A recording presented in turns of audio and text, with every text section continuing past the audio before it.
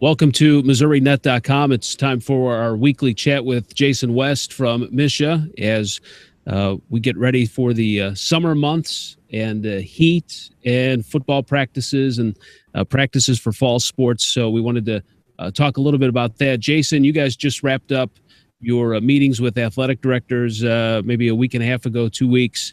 And of course, safety for high school players, especially football players during the summer months.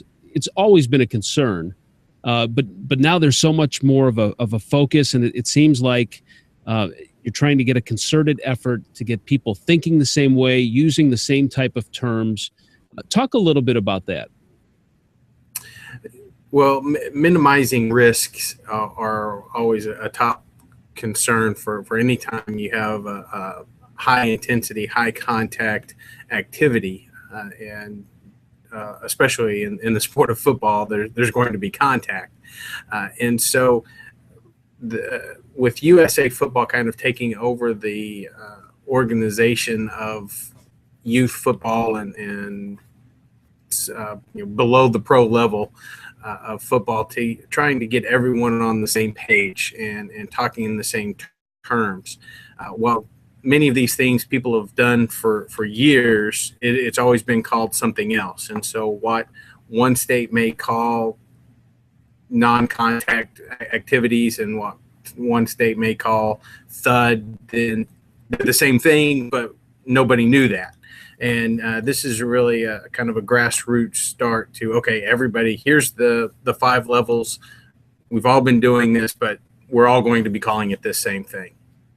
Why don't we go through those levels just to give parents and maybe even some players who are watching this an idea of what we're talking about. Let me pull this up, and maybe you can explain what each drill is, and we'll just go through those step by step. And this is pretty hard to see here, but we'll start with the first one, which is air.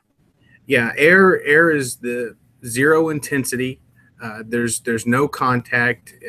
Basically, it'd be like the start of practice. You're going through the drills, showing the athletes, this is when we run this drill, this is what we're going to be doing. And then you just run a couple of practice drills where it may be the handoff to the fullback up the middle and going through the line. And so that would be the air of just going through the motions of handing the ball off. This is how you take the handoff and go to the hole. And you run that drill with no other contact with either the offensive player or the defensive player. The next one is bags. And they kind of level this up. Each level steps up from a scale of 0 to 4, starting with 0, and then this goes up to 1. So we're on to the bags level of contact.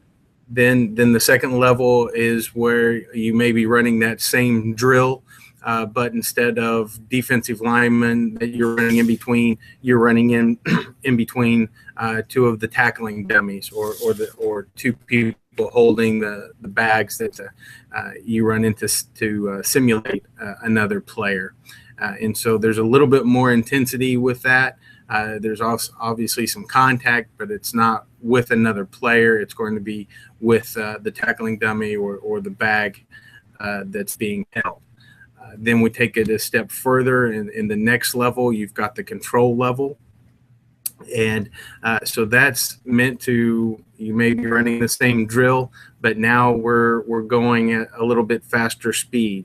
It may not necessarily be game speed, but there's a little bit more intensity there, a little bit more quickness to the drill up until we have some contact with another player.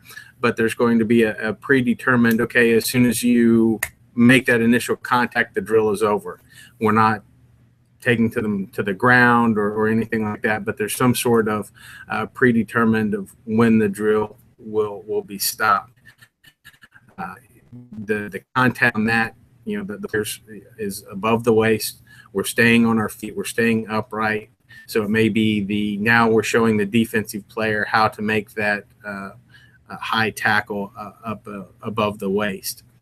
Then the fourth level is what is termed as thud. And this is one that has really been the confusing part of having the different terminologies of what's thud, what's this, what's that. But this would be a 3 on the intensity level. So there's a little bit more speed involved, working our way up to the game speed, if you will. There may not be a predetermined winner in that there's contact above the waist. We still stay up on our feet, but there may be a little bit more kind of a tug of war, if you will, trying to either push the runner back or push the defender back, but we still stay on our feet, and then there's a whistle involved to end the drill. And then the 5th level is the live, and that's where it's going to be game speed. You run the drill just like it would be in a game, as much as you can at least. And then this would be the only time where you can actually finish the drill by the full tackle simulation, taking the runner or going to the ground with the ball carrier.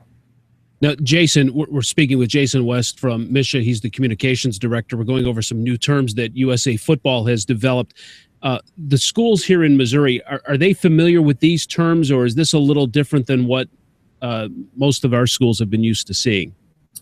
It's going to be a mixture of some of the schools that may have gone to camps out of state are maybe a little bit more familiar, but there will be some programs that this is going to be new to, and they'll be learning. So we kind of have a mixed bag, and then we also have a mixed bag within even the ones that are familiar with the terms. They may have been using thud, but they didn't call it bags. They called it something else, or it may not have been live. It may have been called something else. So we've got a mixed bag and a little bit of both scenarios. And these terms in this kind of ladder of progress really helps the player with, confidence, learning the drill, making sure they've got it down. And that's, that's a big thing. I mean, that can help too with preventing injuries. If you've got somebody who's confident in the drill, confident that they know what they're doing, that by the time they get up to that live action, they've kind of taken the steps to be ready. Now, USA Football has tied this in, also dealing with the heat. They report that heat stroke is one of the top 3 reasons that athletes die during a sport. And in the summer, it's the number 1 reason. So let's move now from these steps into a 16-day period that's been laid out for dealing with the heat, because obviously that's a major issue too. And I think sometimes we kind of forget about the heat and one, just staying hydrated, but kind of building up as the summer months are upon us. And this is the 16-day period is something that was introduced a few years ago. And a number of states, even on the college level and even on the professional level in the sport of football, have been cutting back on the amount of practices in the preseason, wanting to make sure that the athletes are prepared to be out in the heat.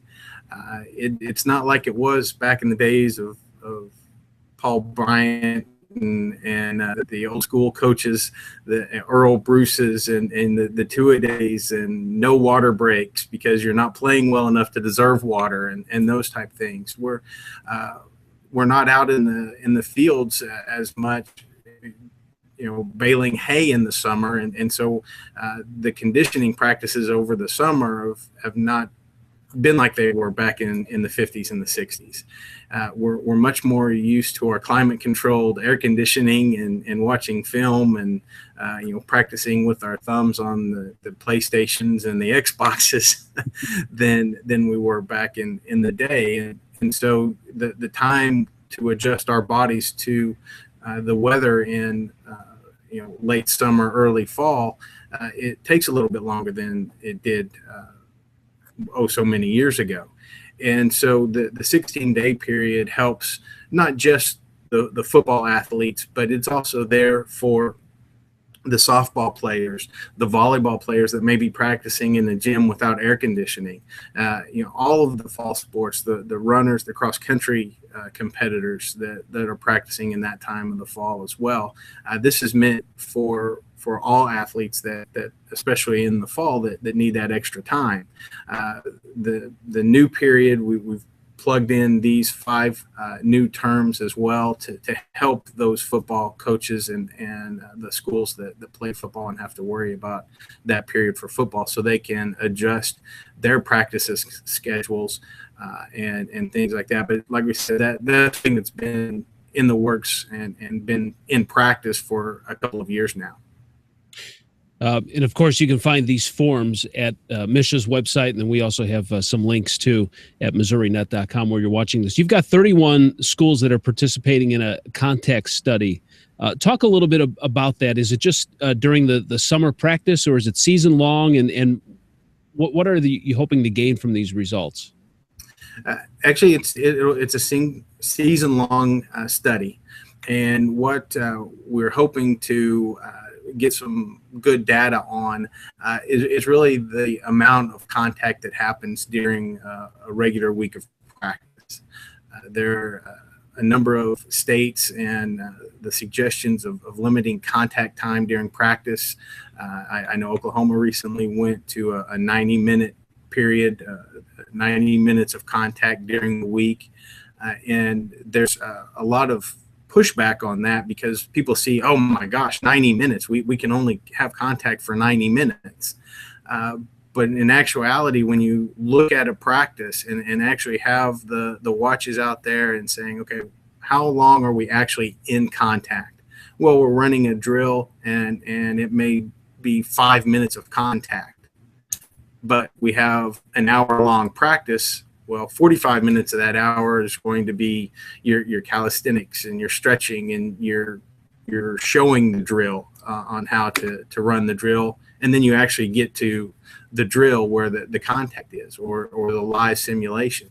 And so you may actually only spend 10 minutes a day on actual contact during practice. And so that's what we're hoping to get a good read on of how much contact is actually going on in practice, and what are some of the ways that programs are using that time as efficiently as possible. Well, that's good stuff. And I mean, it certainly seems like you guys are on top of this and on the cutting edge of trying to just educate people. I mean, we have to educate ourselves. I mean, Exactly. I remember when I was a little kid, my older brother, we were playing baseball. And he said, if you don't hit this pitch, then I'm going to make you run. And I lost, and I was running and I was exhausted and, beat red. And, I mean, those are just you got punished. You had to, perform. But yeah, I mean, that old school thinking has to change. I mean, it's just, it's dangerous. And so, I think it's great that you guys are on the forefront of this stuff. So it's really, I saw an internet video yesterday, and I'm not exactly sure where it was from. They were speaking. They weren't speaking English in the video, but it looked like it was a boy, probably about 8 or so, maybe. Couldn't even tie his own shoe, but they're playing pitcher baseball, live baseball, not coach pitch or anything like that. So the video is of the kid, coach calling timeout. The kid has to go to the dugout. Coach ties his shoe for him, goes back, gets in the batter's box, takes his batter stance. Next pitch, dead center field, home run. And it shows him he's got the bat flip and all of the MLB show off characteristics. Doesn't know how to tie a shoe, but he can hit the ball over center field fence. And so even the game speed and the physical attributes of the athletes, even at the high school level, are much different than they were many years ago. And so we have to, it's like you said, it's a continual educational process, trying to stay up with everything. All right. Great stuff. And again, this is all linked at MissouriNet.com, and you can find it on MSHSAA's website. What do we got going on this weekend? I got to look at you sent me a text. There's competitions this weekend, right? We are getting back into the competition field now. This weekend, we're speech, debate, and theater. That's going to be at the Missouri State University campus in Springfield. We're also going to be using a couple of high schools and some other locations for the one-act play contest and readers theater portions of that. But the majority of everything will be on the MSU campus. That's good. And listen, even though it's climate controlled, you get in those situations, and I'm sure kids are. I know I'd be sweating, so So they yeah, better drink and be hydrated, because I know I'd be up there on that stage. That's not easy to do. So yeah, under the big lights for one act, and then also some of those duets can get pretty physical as well. yeah, yep, absolutely. Well, good stuff. All right, Jason, thanks so much for your time, and great information. And it'll be interesting to see the results of this football contact study, and find out what those results are down the road. Yeah, we've got 31 schools that have volunteered, and we try to get a wide array of classifications as well. So we have large programs, we have some of the smaller programs, and so hopefully we'll get a wide array of data and be able to get some information. Good stuff. For Jason West at MSHSAA, I'm Bill Pollock at Missouri Net. Thanks for watching.